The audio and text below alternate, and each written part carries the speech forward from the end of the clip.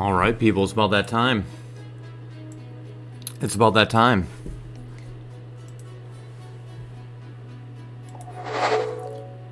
No! I'm blurry! In the back. What's up, people? How we doing out there? On a fine Wednesday. I hope you guys all did your Unit 4 reviews. We shall see, right? Whoever was tagged late or not late. I need to catch up with problem sets a lot in general, but no. I know when you turn those things in, right? So make sure you guys are staying current with your problem sets. Alrighty. But yeah, that's all we're going to do today. All we're going to do today on the live stream here is I'm going to go over all 4 of those Unit 4 FRQs using the document camera over here.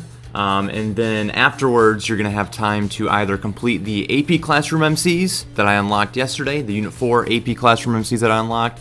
And remember, I also unlocked Unit 5 as well, but you do not have to do those. But if you just want extra practice, right, if you plan on taking the AP test at some point, you should try to complete those Unit 5 AP Classroom MCs as well. But in addition to that, I made my own practice test for you guys because my questions are a little bit different than AP's, right? They just kind of are, right? But the questions on my practice test, you don't have to do. It's completely optional.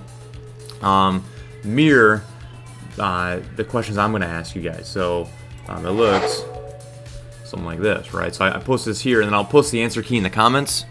All right, I'll post the answer key in the comments probably sometime during Google Meet, but do not do this now, right? Do this during Google Meet if you want to, but it's just 12 questions, and you know it's going to be the rigor that you're going to see on my Unit 4 test, and I'm probably going to post my Unit 4 test either tomorrow or Friday. All right, so and then yeah, tomorrow we're starting Unit 5. All right, so yeah, try to do this practice test and then kind of see the answer key and all that. And then also I posted the 4.6 answer key, so make sure you get a look at this, right? Because this is your big practice with bank balance sheets, right? You had 2 bank balance sheets here.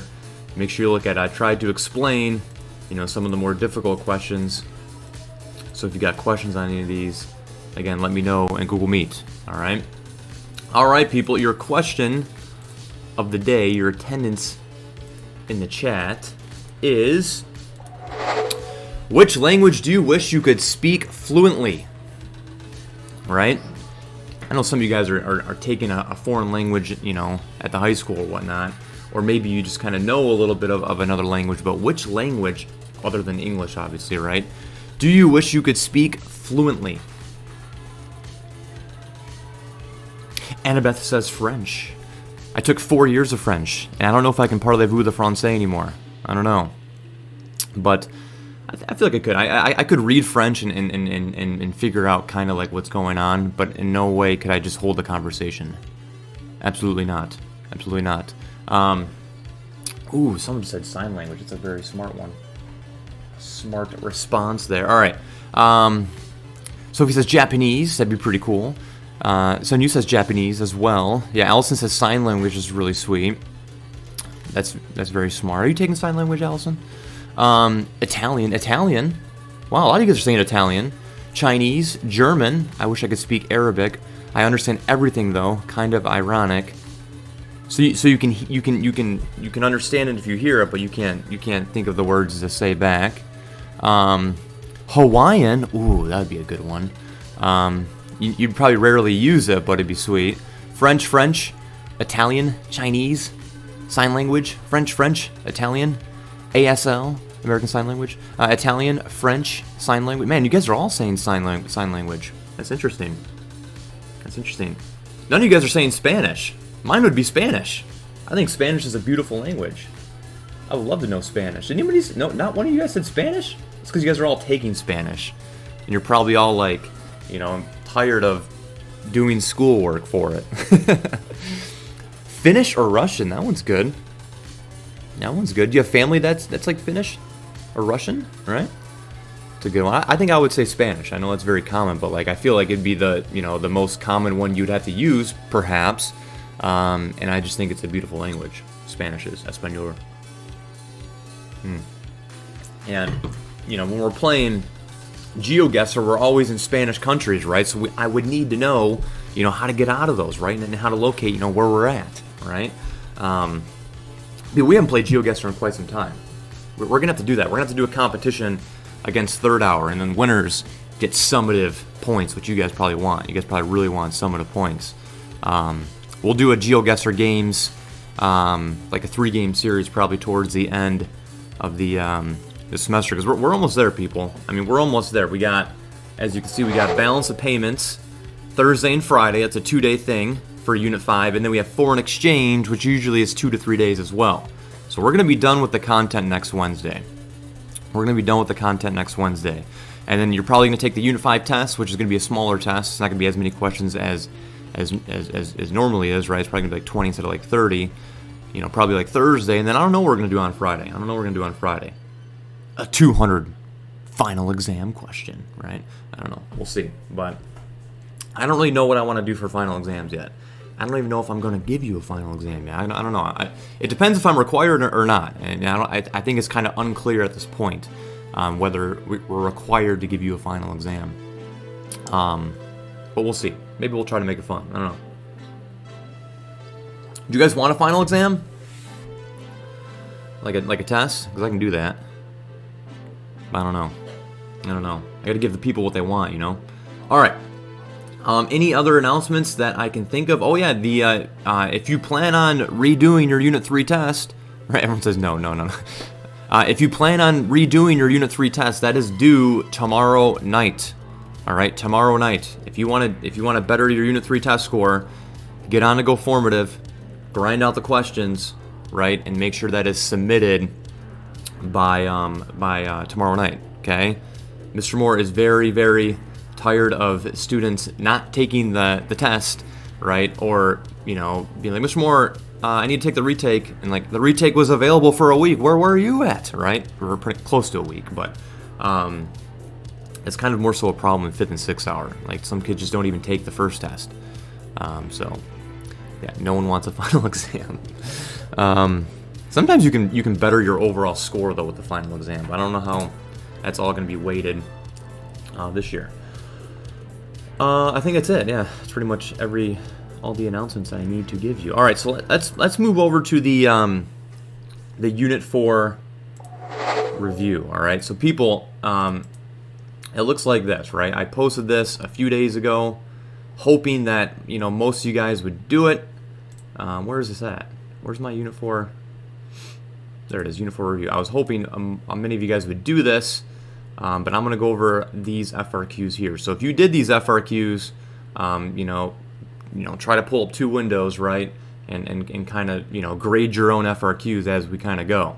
All right. Generally, each item is worth 1 point. Sometimes if it says explain, like C here, back in the day it used to be 2 points for like this. See how C says like give me an answer and then explain? That's 2 points. Now usually just 1 point. In order to get the point, you got to have the right answer and you got to explain it correctly. So just in terms of like grading yourself here. But obviously my test is not having FRQs. I know that, but it's the same thing, right? It's the same thing, right? Like I can make all of these multiple choice questions, and I do. It's sort of the same idea. So.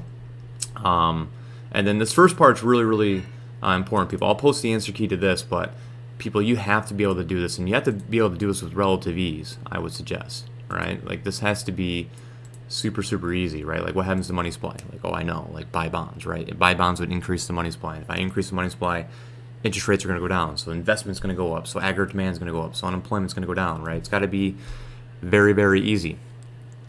Oh, yeah. If you ever unsubmit and then resubmit, I will not mark you late for that. So yeah, definitely do that. If you need to unsubmit your stuff and submit it later, because I think it tells me if you've done that. So I will know if that is the case. All right, so let's head over to the document camera, and hopefully I don't go too fast, so my handwriting is not the worst here. All right, and then I'm gonna have the FRQs up here.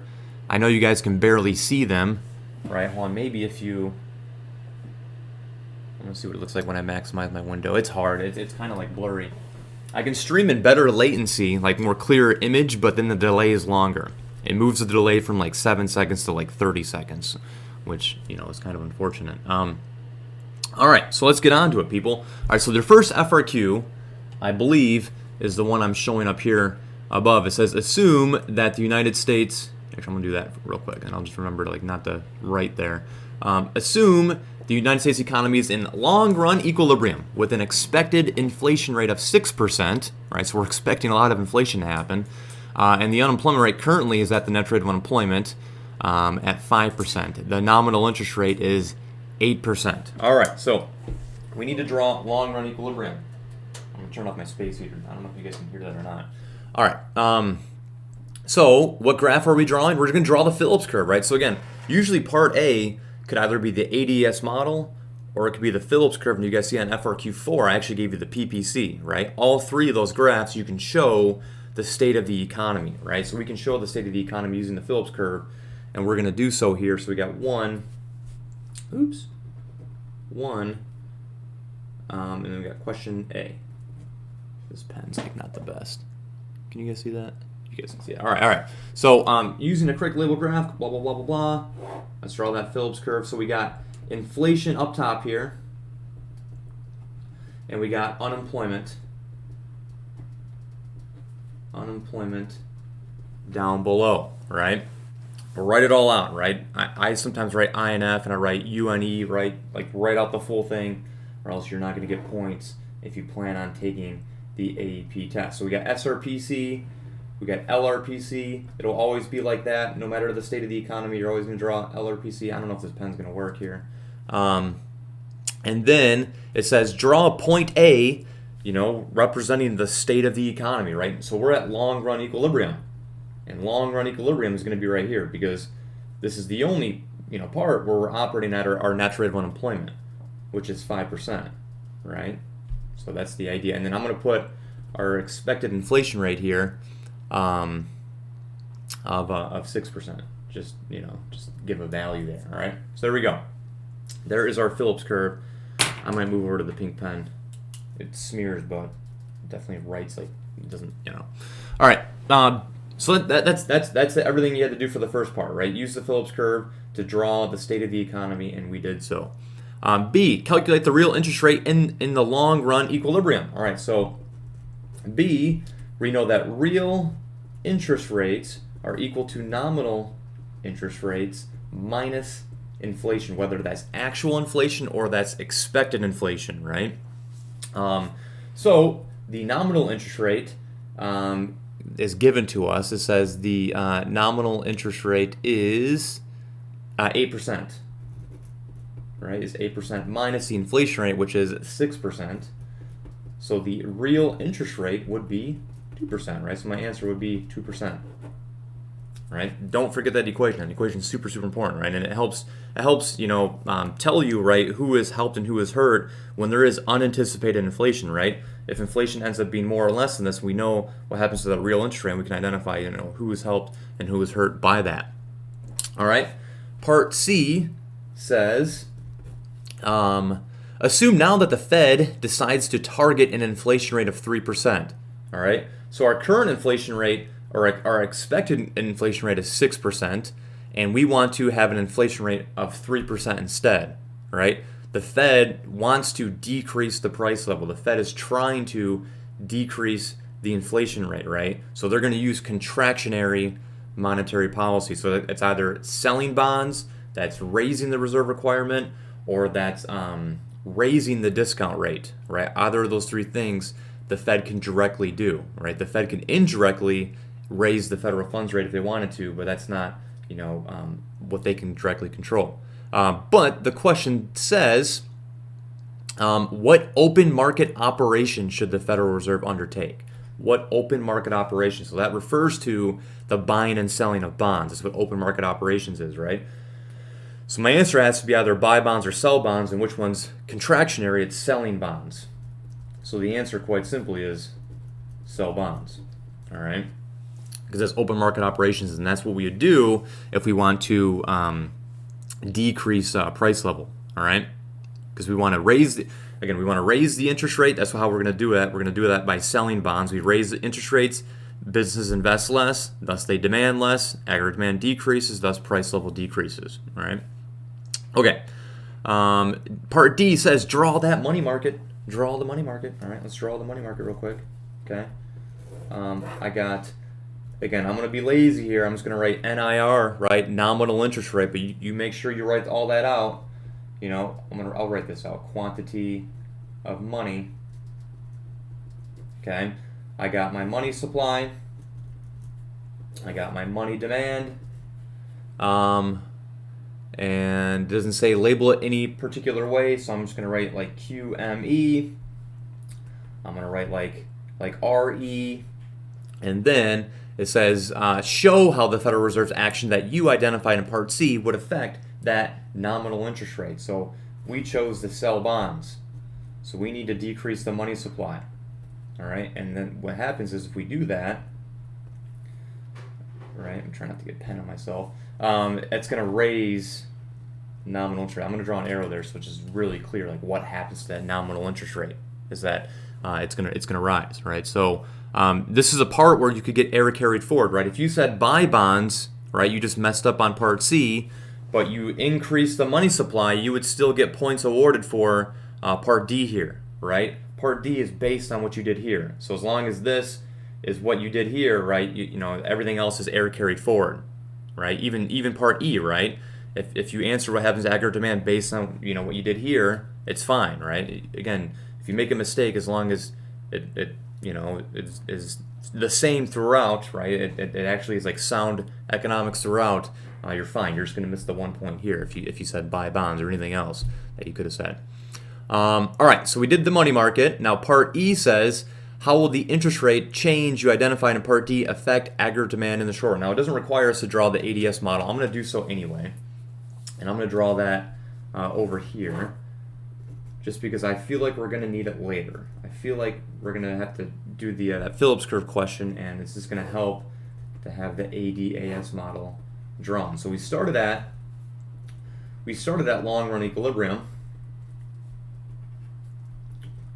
right? And then we decreased aggregate demand, and that's what they're looking for this part right here, right? We decreased aggregate demand. When we chose to sell bonds, right, we raised interest rates. And when we raised interest rates, investment is going to go down. We know that, right? Businesses are going to invest less. They're going to take out less loans if rates go up. And thus, if they take out less loans, they're going to buy less things. So therefore, aggregate demand is going to decrease. So Part E says, how will the interest rate change you identified in Part D affect aggregate demand, right? So this is what you would have to explain. You're not going to write it like that, but you're going to say aggregate demand is going to decrease because when interest rates increase, investment decreases. That is it, right? That is full points awarded. Aggregate demand is going to decrease because as interest rates increase, the quantity of investment decreases. All right. So that was Part E actually. But again, don't like write in shorthand like that. Okay, like write everything out. Okay. Assume that the Federal Reserve action is successful. What will happen to each of the following as the economy approaches a new long-run equilibrium? All right, so now we're here, right? We're in a recessionary gap, you know, which is kind of weird, right? We were at long run and we like implemented monetary policy and it put us in a recessionary gap. But anyway, right? So what's eventually going to happen in the long run, right? That's what it's asking. This is definitely a review on Unit 3. Well, in the long run, if we're in a recessionary gap, what's eventually going to happen, right, once wages can adjust, because that's what long run means, is eventually aggregate supply is going to increase. It's the idea that if we're in a recessionary gap, right, there's high unemployment, workers are going to begin to take lower wages, right? They're begin to take pay cuts because the cost of living has decreased, the value of what they're producing has decreased, there's high unemployment, there's a huge labor surplus.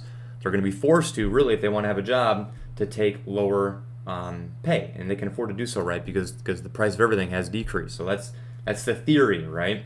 That's the theory of long run adjustment. So that's how we would adjust the ADS model. But FI says what happens to the short run Phillips curve, right?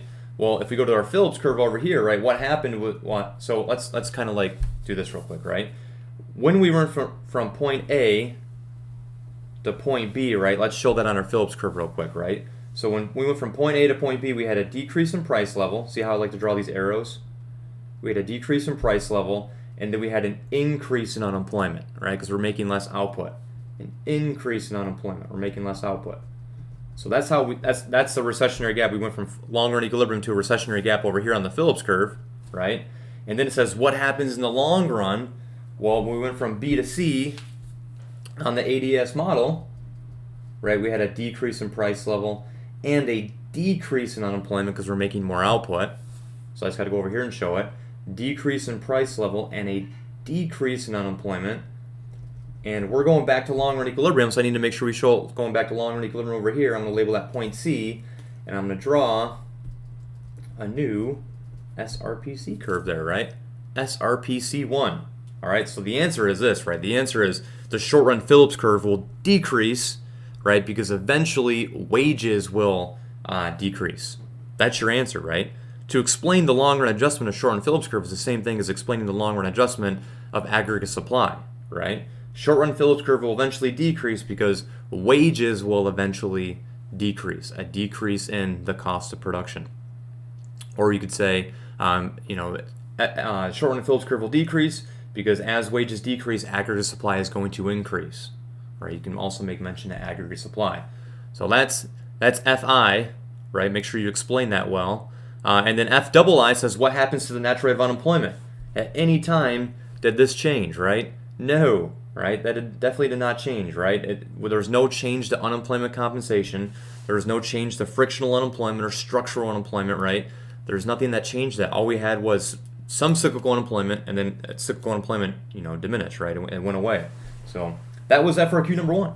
You guys all still here? You guys here? All right, you guys all watching still? All right, people, if you guys got questions, make sure you put those questions in the chat. Do not forget. All right, so let's get rid of this one real quick. Going to delete FRQ1. Let's find FRQ2. Put that in right here. Alrighty. All right, so these other ones are a lot more like bank balance sheet sort of FRQs, but without giving you a true T account, right? A true T chart, right? But they're basically a bank balance sheet concepts. All right, so it says in country Z, the required reserve ratio is 10%. Assume that the central bank sells $50 million in government securities, that's bonds, on the open market, right? Open market operations. So question A, that looks like a 9, but question A says calculate each of the following. The total change in reserves, right? Reserves means cash, right? It means excess plus required reserves, which is cash, right? That's what those values are. They're cash, right? Cash money. So what happens to the total change in reserves in the banking system? It doesn't say over time, right? It just says like what is the change based on that. Well, if the Fed sells, right, $50 million worth of bonds, banks or people or whoever's buying those bonds are receiving bonds, right? Pieces of paper, right? That says like values on it, right? Not cash, but they're receiving bonds. And they're giving the Fed cash, right? That's taking cash out of the system. All right, if we're taking cash out of the system, that's going to decrease the money supply. Again, that's why when the Fed sells bonds, that's why it decreases the money supply. We're taking cash out of circulation here. So the reserves are going to decrease by, and don't draw arrows, right? But write out decrease. But again, saving time here. Decrease by 50 million, right? If people and businesses and banks and whoever buy $50 million worth of bonds, they're going to have to give the Fed $50 million worth of cash. So the answer quite simply is it's going to decrease by 50 million, right? Next it says calculate the maximum possible change in the money supply over time, right? So that is going to require you to use the money multiplier, right? The maximum change in the money supply that can happen is going to be 1 over the reserve ratio, which is 10%. So we're going to do like this, right? 1 divided by 0.1 equals 10. The money multiplier is 10. We're going to sell $50 million worth of bonds. So we're going to take out $50 million that otherwise, if left alone in the banking system, would multiply, right, and become $500 million. So by taking that $50 million out, we decrease the money supply by $500 million is the idea. Because if we didn't do that, the money would have multiplied and became $500 million. So again, when we sell bonds, that's going to reduce the money supply. And just use the money multiplier. If it ever says maximum or it says over time, right? that implies usage of the money multiplier. All right. B, using a correctly labeled graph of the money market, show the impact of the central bank's bond sale on the nominal interest rate. Oh, too easy. Give us 3 points, why don't you? Right? We got quantity of money. We got money supply. What is Hans barking at? And again, people just label things something, right? Unless it states otherwise, just label it something, right? There's nothing worse in this world than an unlabeled graph, I would suggest.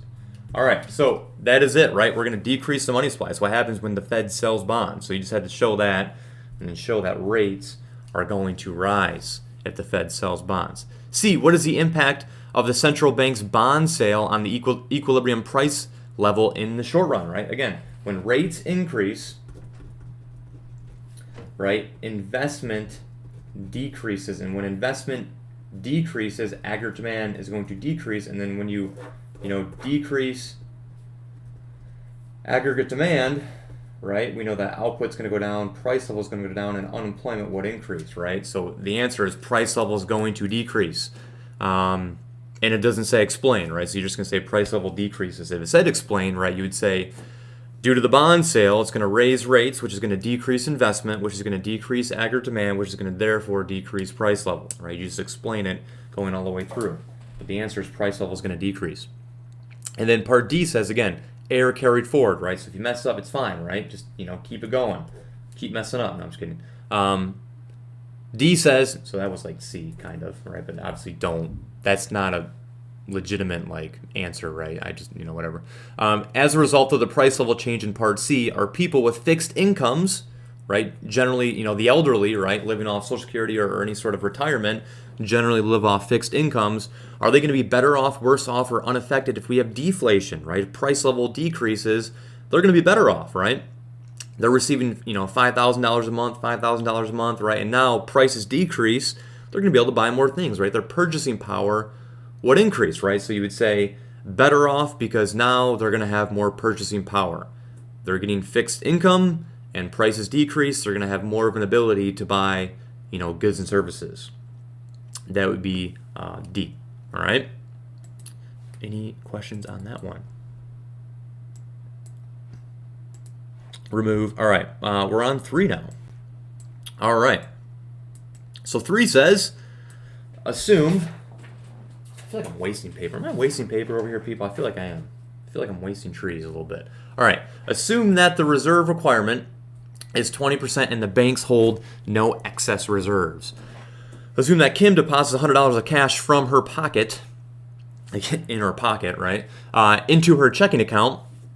Calculate each of the following, all right? So we got A, I, double I, and triple I, and we are putting in $100, right? We deposit $100. So $100, some of that is going to have to go in required reserves. Some of that is going to have to go into excess reserves. So how do we know how much goes into what, right? Well, we need to use that reserve requirement. The reserve requirement is 20%. So 20% of $100, right, is going to be $20. That's how much they're going to have to take from that $100 deposit and put it into required reserves. The remaining, portion of that $100 would go into excess reserves, which that would equal $80, right? So let's go attack these questions here. What is the maximum dollar amount that the commercial bank can initially lend, right? Right off the bat, how much can they lend based on that $100 deposit? Right now they have no excess reserves, so the only amount they can lend is from that deposit, and that answer is $80, right? Banks are free to lend up whatever's in excess reserves, and in this case it's $80, right? Because they have no excess reserves before then. What is the maximum total change in deposits in the banking system, right, over time? Again, so that's going to be our money multiplier. 1 divided by 0.2, right? 1 over the reserve ratio equals 5. And we're going to take the, so what are we multiplying here? What are we trying to, demand deposits, right? So it's always what is the initial change, and then multiply that by the money multiplier. The initial change is 100, right? She took $100 cash. That was not counted as demand deposits beforehand.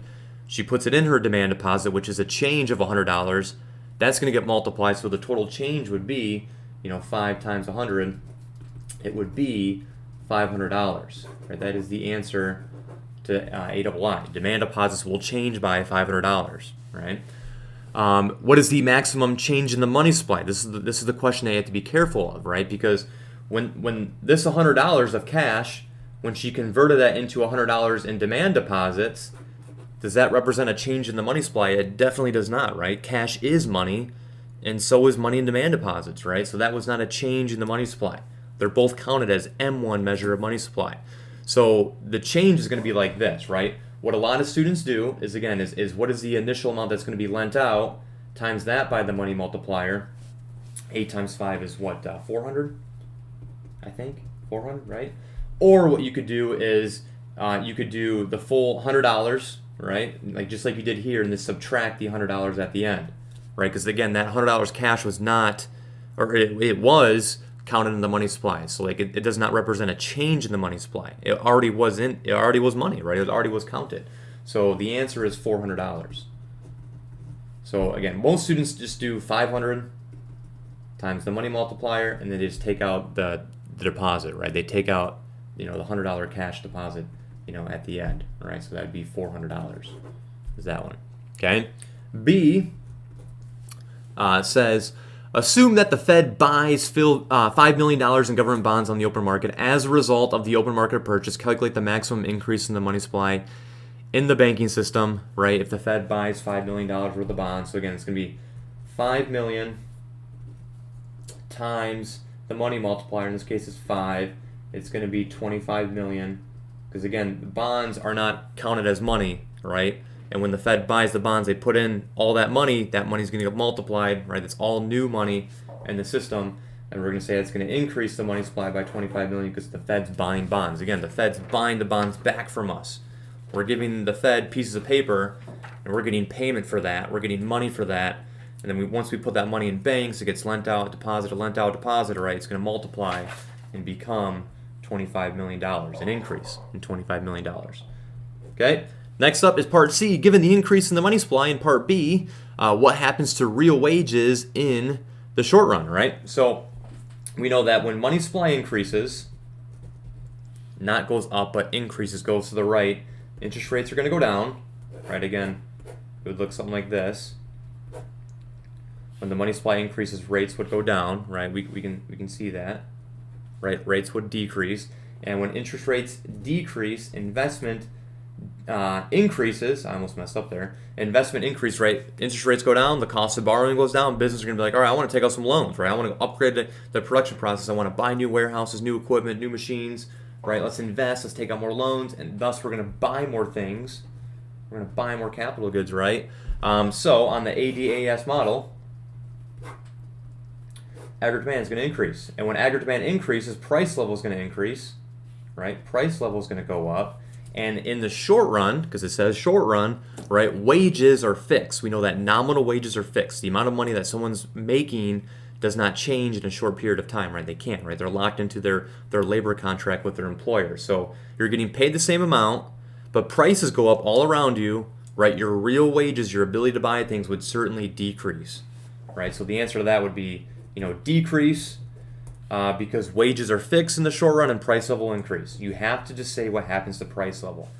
You have to say wages are fixed in the short run and price level increases, so therefore our real wages would decrease. All right? That is FRQ number 3. Coffee sip. All right. Last one. FRQ number 4. Clean this up, remove, yes, FRQ number 4, where are you? There you are. What's going on? Hey, this is my FRQ. I made this. I invented this. So YouTube, I get full copyright off this, right? If you take my FRQ, I'm coming after you, right? All right. Assume that the country of Moorland, is currently in a recession. Oh no. Assume that Moorland produces only food and clothing. Draw a correctly labeled production possibility curve for Moorland and show a point that could represent the current output combination and label it A, right? So instead of asking you to draw the Phillips curve, instead of asking you to draw the ADS model, right, we can show the state of the economy using the production possibility curve, which is good because we haven't done this in a long time, right? So we got food, we got clothing, And generally, I'll say this, right? If they ask you to draw the production possibility curve, they will tell you how to label your axes, right? They'll say put food on the vertical, put clothing on the horizontal, right? And some students don't read that and they mess it up and they get it wrong, even though like their PPC is totally right. It's just flip-flopped, right? So just be aware of that, right? It's going to tell you like where to put it on the new FRQ. So I'm going to put point A here, right? Because we are in a recession, right? We are currently not producing the potential GDP, right? Our actual is less than potential, right? So this would be how you would show a recessionary gap on the PPC. I'm going to put point Z here. This is how you would draw an inflationary gap on the PPC, right? And then obviously at long run would be, right here, right? But they don't really ask you to draw an inflationary gap on the PPC because, again, an inflationary gap really is two curves, right? We have our 0% unemployment curve, and then we have like our net rate of unemployment curve. So they're going to definitely ignore that and just ask you to draw a recession or full employment on your PPC, but more likely recession, okay? All right, more likely, right, they're going to ask you to draw the ADS model or the Phillips curve, to be quite honest with you guys. All right, so B says, assume that the Central Bank of Moreland pursues an expansionary monetary policy, right? So we're trying to do things that would increase GDP and reduce unemployment. That's what expansionary means. And we're going to use monetary policy, changes the money supply, in order to do that. So identify the open market operation that central bank would use. It says open market operation. So that refers to the buying and selling of bonds. So if we're going to be using expansionary monetary policy, the answer would be to buy bonds. All right? Buying bonds, right? If the Fed buys bonds back, right, we receive the money, they get the bond, right? So they're going to put money into the system. And B, double I, ask us to draw that money market. I'm pretty sure, right? Yeah, money market, right? Money supply, money demand. People, I can't tell you how many students lose points because of not labeling graphs, right? Normally tests, I give a portion of the test is always an FRQ, and most students like know the stuff, right? They just label everything wrong and they just miss tons and tons of points, right? They label this like MD, or they don't label it anything, right? They label this, I don't know, kind of like this, right? Because probably I show a bad example, but again, write it all out. Or they'll write like GDP down here, right? Like, don't do that. But anyway, so what's going to happen, right, is when the Fed buys bonds, it's going to increase the money supply, which is going to reduce rates, the interest rate, and I'm just going to label everything, right, because you don't want to be a non-labeler, okay? So yeah, that's full points there. I showed what happens to nominal interest rate, and I correctly showed expansionary monetary policy. So this is in the short run, what happens to the unemployment rate as a result of the expansionary monetary policy? Explain, right? So I'm going to say unemployment rate would decrease, and again, don't write it like that, but unemployment rate would decrease because output increases, right? That's full points there. Unemployment is going to decrease because output is going to increase. And people, honestly, if I was taking the AP test, I would probably explain a little bit more, but generally the shorter it is, the better it is, right? Because if you explain a lot and some part of that's wrong, it's called fluffing your answers. You can get your whole answer marked wrong. But I would say unemployment rate decreases because aggregate demand increased, thus increasing output. I would probably make mention of what happens to aggregate demand. But I believe this is good enough. Unemployment rate decreases because output increases. All right? And again, the full thing, right? Interest rates go down, investment therefore increases, so aggregate demand increases. And again, we increase AD, right? We can see that output increases, so therefore the unemployment rate must go down. All right?